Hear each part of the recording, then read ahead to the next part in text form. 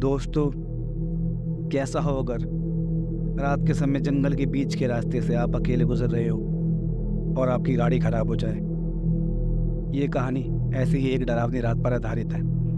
कहानी शुरू करने से पहले अगर आप चैनल पर नए हो तो चैनल को सब्सक्राइब कर लें और ऐसे ही हॉरर कहानी सुनने के लिए बेल आइकन जरूर दबाएं ताकि जब भी हमारी कोई नई कहानी है आपको उसका नोटिफिकेशन तुरंत मिल जाए। चलिए बढ़ते हैं कहानी की ओर।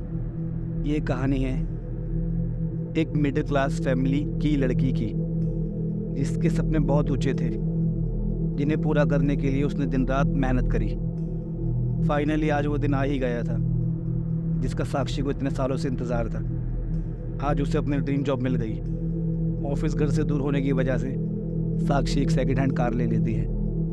अब साक्षी रोज़ उस कार से ऑफिस आने जाने लगती है। सब अच्छा चल रहा था, नया काम, नई गाड़ी, मानो साक्षी को जीवन में सारी खुशियाँ मिल गई हो। पर फिर अचानक न जाने साक्षी की खुशियों को किसकी नज़र लग गई। साक्षी ऑफिस में सेकंड शिफ्ट में काम करती थी, इसलिए अक्सर 11 से 12 के बीच ही घर आती थी। 26 मार्च 2013 रात करीब 11:30 बजे साक्षी अपने ऑफिस से घर की ओर आ रही थी। तभी साक्षी को एक बड़ा सा ट्रक उसकी ओर आते दिखा। साक्षी ने हड़बड़ाहट में कार साइड में लगाई और घबरा गई। पर जब साक्षी पलट कर देखती है तो ट्रक वहाँ से जा चुका था। ये ट्रक वाले बिना देखे ट्रक भगाते, साक्षी ने बड़बड़ाया। अब साक्षी गाड़ी स्टार्ट करती है और घर की ओर चली जाती है। थोड़ी आगे चलती है तभी साक्षी को मिरर में कुछ परछाई दिखाई देती है। वो तुरंत पीछे मुड़ती है पर वहाँ कोई नहीं होता। साक्षी डर जाती है। अकेली लड़की सुनसान रास्ते पर थी, डर तो लगेगा ही। फिर साक्षी पीछे देखती है, उसे एक पेड़ की टहनी लटकी हुई दिखती है। साक्षी सोचती है शायद इस पेड़ की ही परछाई होगी। अब साक्षी घर पहुंच जाती है। घर की बिल्डिंग में गाड़ी पार्क करके साक्षी अपने फ्लोर पर जाकर रात को आराम से सो जाती है। अगले दिन साक्षी जब ऑफिस के लिए निकल रही होती है तो वो देखकर हैरान हो जाती है कि बिल्डिंग के अंदर तो गाड़ी है ही नहीं। आखिर गाड़ी गई कहाँ? थोड़ा बहुत ढूंढने पर साक्षी को गाड़ी बिल्डिंग के बाहर खड़ी दिखती है, लेकिन गाड़ी तो साक्षी ने बिल्डिंग के अंदर पार्क करी थी। गाड़ी बाहर गई कैसे? वो तुरंत गार्ड रूम में जाती है और सीसीटीवी कैमरा चेक कराती है। सीसीटीवी कैमरे में देखती है रात को साक्षी गाड़ी लेकर बिल्डिंग के अंदर आई ही नहीं। साक्षी को लगता है शायद थकान की वजह से वो गाड़ी अंदर लाना भूल गई और उसे वहम हुआ कि मैंने गाड़ी अंदर खड़ी करी थी। अब गाड़ी में ली गई थी, उसने बाकी किसी चीज़ पर ज़्यादा ध्यान नहीं दिया कि गाड़ी अंदर थी या बाहर। गाड़ी उसे मिल गई थी, उसने गाड़ी स्टार्ट करी और अपने ऑफिस की ओर जाने लगी। अब ऑफिस जाते हुए रास्ते में ठीक उसी जगह साक्षी को वो परछाई फिर दिखाई देती है। वो गाड़ी तेजी से चलाकर ऑफिस चली जाती है। अब साक्षी के साथ रोज़ कुछ अजीब किस्से होने लगे। पूरा दिन काम करने के बाद करीब 11 बजे साक्षी वापस कार में बैठती है, अपने घर के लिए जा रही होती है। तभी उसे किसी के फुसफुसाने की आवाज़ आती है। कौन है? कौन है वहाँ? साक्षी पूछती है। वो गाड़ी से बाहर आती है पर पूरी पार्किंग खाली होती है। उसे कुछ समझ नहीं आता। वो अपनी गाड़ी में वापस बैठती है, गाड़ी स्टार्ट करती है। फिर साक्षी को शीशे में ऊपर छाई दिखती है। साक्षी डर जाती है, ये उसके साथ हो क्या रहा है। अब वो गाड़ी बाहर निकालती है और घर की ओर चलने लगती है। अब साक्षी आधे रास्ते पर पहुंचती है जहां उसके साथ अक्सर कुछ अजीब हो रहा था। आज वहां पहुंचते ही उसकी कार बंद हो जाती है। साक्षी बहुत कोशिश करती है पर गाड़ी स्टार्ट नहीं हो पाती। सुनसान रास्ता, काली अंधेरी रात, एक ऐसा रास्ता जहां आसपास पेड़ और जंगल के अलावा दूर दूर तक कोई नहीं, फ़ोन की नेटवर्क नहीं। साक्षी बहुत डर जाती है। उसे कुछ समझ ही नहीं आता कि वो क्या करे। वो किसी से मदद भी मांगे तो कैसे मांगे। अब वो थोड़ा आगे चलती है, सोचती है शायद आगे कोई दिख जाए, पर कुछ कदम चलते ही उसे ऐसा महसूस होता है जैसे उसके पीछे कोई और चल रहा हो। वो भागकर कार में आकर बैठ जाती है, शीशे दरवाजे बंद कर लेती है। अब साक्षी को कार में तब तक बैठना था जब तक आसपास से गुजरने वाली कोई गाड़ी उसकी मदद ना कर दे। बैठे बैठे साक्षी की आग लग गई। वो आधी नींद में ही थी। उसे फिर से किसी के फुसफुसाने की आवाज़ आती है। वो अचानक डर के उठी। आसपास देखा तो आसपास कोई नहीं होता। साक्षी बहुत बुरी तरह फंसी हुई थी और डर भी रही थी। अब उसका गला सूखने लगा। वो पानी पीती है। पानी पीते पीते उसकी नज़र शीशे पर पड़ती है।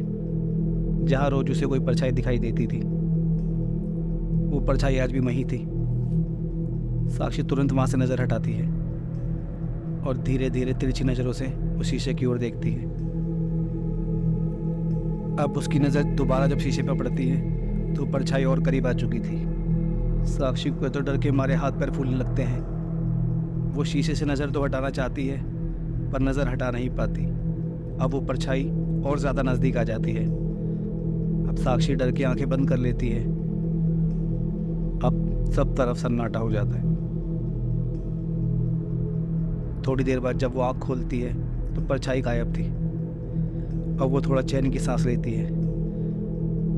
इतना सब में उसे फिर किसी की फुसफुसाने की आवाज़ आने लगती है और अभी ये आवाज़ ज़ोर ज़ोर से आ रही थी, मानो दो लोग आपस में लड़ रहे हों। साक्षी उनकी लड़ाई देख खुश हो जाती है। उसे लगता है सुनसान जंगल में कोई तो उसे दिखा। वो गाड़ी से निकलती है और भागकर उनके पास जाती है। कहती है, भैया आसपास कोई मैकेनिक मिलेगा क्या? मैं बहुत देर से यहाँ फंसी हूँ, मेरी गाड़ी बंद हो चुकी है, वो स्टार्ट नहीं हो रही। वो लोग उसकी बात को अनसुना कर देते हैं। साक्षी फिर बोलती है, भैया मैं बहुत देर से यहाँ फंसी हूँ। वो लोग ऐसा रिएक्ट करते हैं जैसे वो वहाँ पर है ही नहीं। फिर साक्षी को सामने से वही ट्रक आता दिखता है जो उसे बार बार दिखता था। साक्षी जोर से चिल्लाती है, अरे ट्रक आ रहा है, साइड हो जाओ, और नीचे रास्ते में कूद जाती है। ट्रक उन दोनों को कुचलता हुआ सीधा चला जाता है। साक्षी ये सब देख के अपनी आंखें मीच लेती है। अब थोड़ी देर बाद साक्षी अपनी आंखें खोलती है और वापस सड़क पर आती है तो देखकर हैरान हो जाती है, वह दोनों बंदे सड़क से गायब थे। वो ट्रक भी गायब था और सड़क पे खून की एक बूंद भी नहीं थी। इतना बड़ा एक्सीडेंट, एकदम से लोगों को गायब होना, साक्षी कुछ भी समझ नहीं आता। वो लोग आखिर कहाँ गायब हो गए? साक्षी कुछ सोचने समझने की स्थिति में थी ही नहीं। अब वो वापस अपनी गाड़ी के पास जाती है और दरवाज़ा खोलती है। यहाँ उसका दरवाज़ा नहीं खुलता। दरवाज़ा अंदर से लॉक था और चाबी भी गाड़ी के अंदर ही रह गई थी। साक्षी रोने लगी।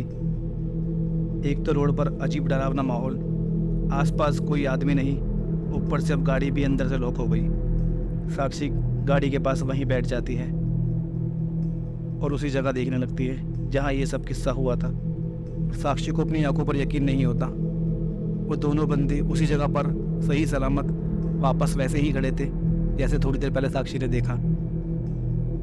साक्षी उन्हें ध्यान से देख ही रही होती है कि वही ट्रक एक बार फिर से आता है और उन दोनों को कुचलता हुआ सीधा चला जाता है और कुछ दूर जाने पर वो ट्रक और वो दोनों बंदे फिर गायब हो जाते हैं। साक्षी को कुछ समझ नहीं आ रहा था, मानो उसके सामने कोई फिल्म चल रही हो।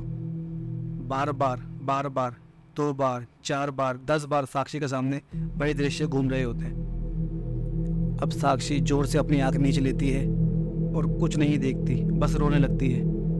उसे ये डरावने दृश्य बार बार क्यों दिखाई दे रहे हैं, ये सब हो क्या रहा है, वो कुछ नहीं समझ पा रही थी।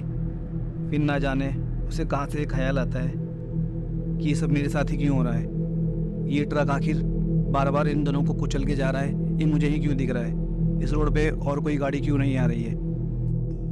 इस बार जब वो ट्रक उन दोनों को कुचलने के लिए आ रहा होता है, साक्षी उस ट्रक का नंबर नोट कर लेती है और बार बार हो रही ये दुर्घटना अचानक नहीं होती, सब गायब हो जाता है।